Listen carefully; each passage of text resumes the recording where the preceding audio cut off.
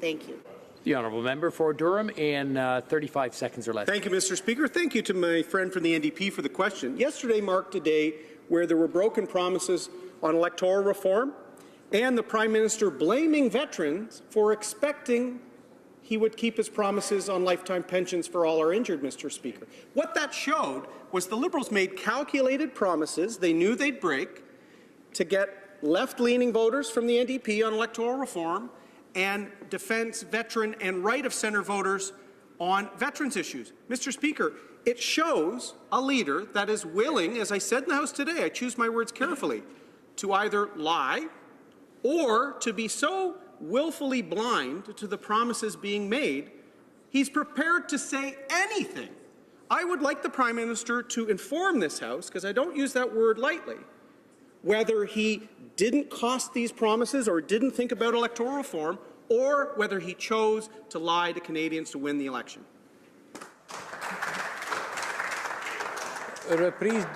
Yes, on a point of order, the Honourable Parliamentary Secretary to the Government House Leader. Mr. Speaker, I know even during question period and out right now, the member uses a term that he knows full well is not parliamentary. Now, we can agree that the Conservatives and the Liberals at times will get into heated discussions, but I don't believe it's appropriate to start using unparliamentary language. And I would ask the member to rethink the use of the word without trying to expand or to hit a point in which I believe he is outright wrong on. Before we go to the honourable member for Durham, the term liar was used, and it is an unparliamentary term. I mean, but I'll let the honourable member reply, and we'll see what he has to say. Thank you, Mr. Speaker. I have thought a great deal about the use of that term, and I've tried to use it within the context of a question because I'm not sure here. When a promise is made, and I'm not suggesting the Prime Minister lied in this House or anything like that, Mr. Speaker, but we certainly saw in an election campaign where a promise was made. So the determination is either that promise was made without full knowledge of the cost implications, and that's likely what it is, Mr. Speaker, or it was made for a political calculation, which would be the lie. I think it's the former, Mr. Speaker, and I would like the Prime Minister or perhaps the Veterans Minister to clarify that for me.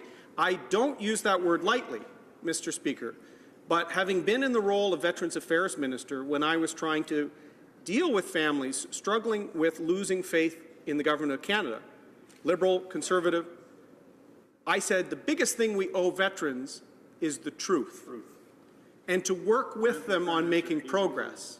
And so I'm being very judicious with the decision, and perhaps a ruling on this might be in order, Mr. Speaker. If I offer this as a question with two alternatives, it really is up to the Prime Minister to determine or to confirm which alternative is correct. And so at that time, if there would be an acknowledgement that they did not cost the full lifetime pension promise, that they did not look at its implementation or its impact on people, I would certainly withdraw the language I suggested as the alternative, Mr. Speaker. But this is such a passionate issue for me personally and for veterans, and I know my friend from Barrie feels the same way. I would like a determination whether posing it in this way, giving the Prime Minister and the Veterans Minister a choice, allows me to remain within the parliamentary rules, because I certainly have respect for this House. I certainly have respect for the Deputy House Leader, but this is part of responsibility in public life, Mr. Speaker. And unlike some issues, we can get passionate about pipelines, about a whole range of issues.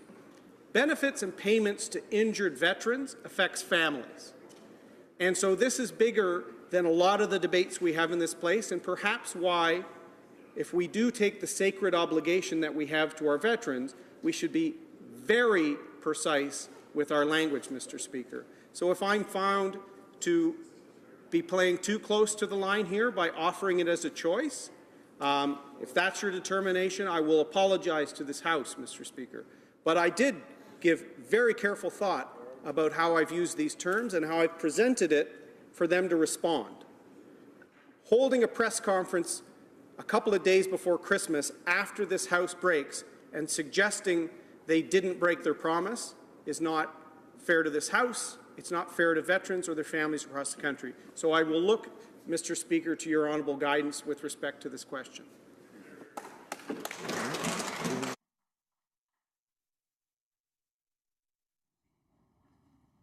We have another point of order coming up.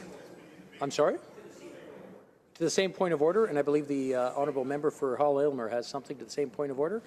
So we'll start off with the honourable parliamentary secretary, then go to the member for Hull-Aylmer, if that's okay. Yes. Thank you. Mr. Speaker, I think it's really important. You know, if we were to take a look at, let's say, Beauchesne's 6th edition, and you take a look at what's parliamentary and what's not parliamentary, it's a very clear statement.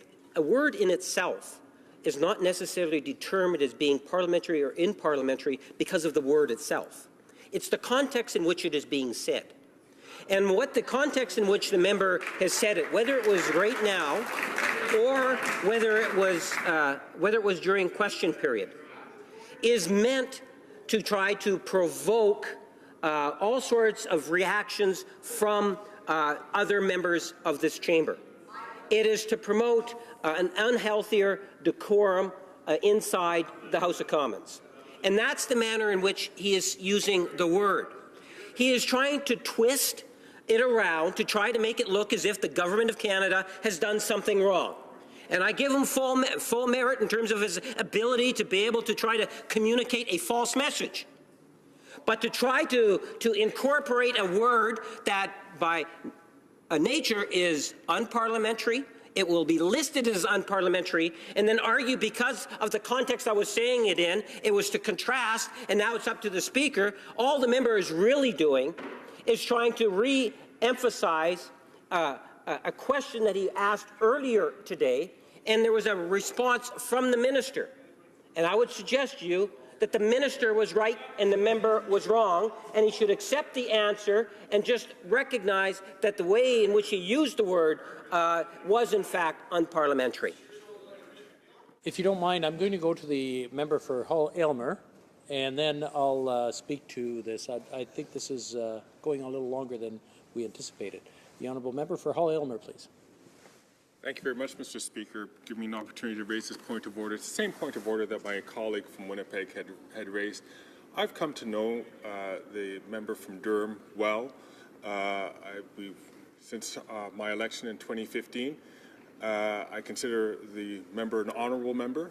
I'm certain, regardless of the context even, I would certainly suggest, out of respect for this House, that this member would want to withdraw that word. I'm certain there are other ways he could make his point without skating so close to the line. The honourable member, as I indicated, has a distinguished history in this House, and I'm certain he wouldn't want to impugn upon another honourable member in this House, in this case, the right honourable member from Papineau, to use that word, which I'm not even going to employ, Mr. Speaker. So I think out of courtesy and out of respect, I would ask the honourable member to make it just patently clear that he would withdraw that message and allow him to make, in his inimitable and usually very erudite way, to make his point without employing words which even comes close to skating to the line. Honourable member for Durham, if you can do it in 60 seconds or less, I'd appreciate it. Speaker, I would refer to Section 491 from Beauchesne when it comes, in that section it says no language is by virtue of any list acceptable or unacceptable. It's the context. What I might suggest is a compromise, because certainly the member from Hull-Aylmer is probably one of my favourite members on that side. He is a good friend, Mr. Speaker. Perhaps this might change it. And I would like clarity here, because if this wasn't an issue that I lived and breathed and bleed about, I wouldn't be phrasing it with a choice for the Prime Minister to make. That's how I'm phrasing it. Maybe they don't like it. Perhaps the framework would be the promise was made when there were no members of this House, because the House of Commons was dissolved.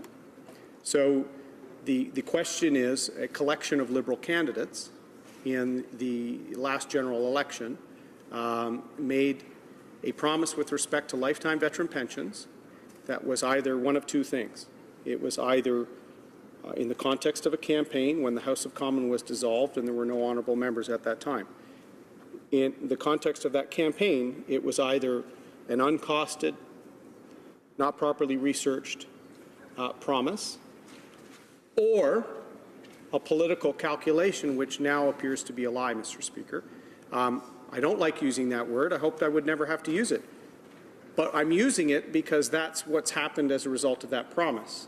So I look for direction. If I'm wrong, Mr. Speaker, I will withdraw and apologize. But it's not absolutely clear to me if it's presented in that way, or perhaps the compromise would be the House was not in session and it was a collection of candidates, Mr. Speaker. It's important enough that I would like your clarity on it. Okay, what we've done is we've consulted Bosch and Gagnon, the latest version, and there's a paragraph here. I'll take the time to read through it. In dealing with ultimate unparliamentary language, the Speaker takes into account the tone, manner, and intention of the members speaking, the person to whom the words at issue were directed, the degree of provocation, and most important, whether or not the remarks created disorder in the chamber. Thus, language deemed unparliamentary one day may not necessarily be deemed unparliamentary on another day. The codification of unparliamentary language has proven impractical, as it is the context in which those words or phrases are used that the chair must consider when deciding whether or not they should be withdrawn. Although an expression may be found to be acceptable, the Speaker has cautioned that any language which leads to disorder in the House should not be used. Expressions which are considered unparliamentary when applied to an individual member have not always been considered so when applied in a generic sense or to a party. I think in this case we do find that it was applied to one person and there was some disruption in the chamber. There's no question there. We've seen it on both sides just while the discussion was taking place. I don't believe, and what I want to avoid is a slippery slope. And if we start with one word and then we start continuing that way, who knows where we might end up. So I'll leave it to the member of Durham to respond to that, and then we'll get on with the debate. Thank you very much for your clarity, Mr. Speaker, and for the time and interventions from other members of this House. Certainly, when I raised it in question period, there was not disorder caused by it, but clearly in this debate there was disorder caused by it, and in light of your reading of the rules, I will withdraw that word. But it remains, I would still like a wider answer to the issue, but I will try and use better language, more parliamentary language when I ask about the issue. Thank you. We'll take it on that consideration and get back.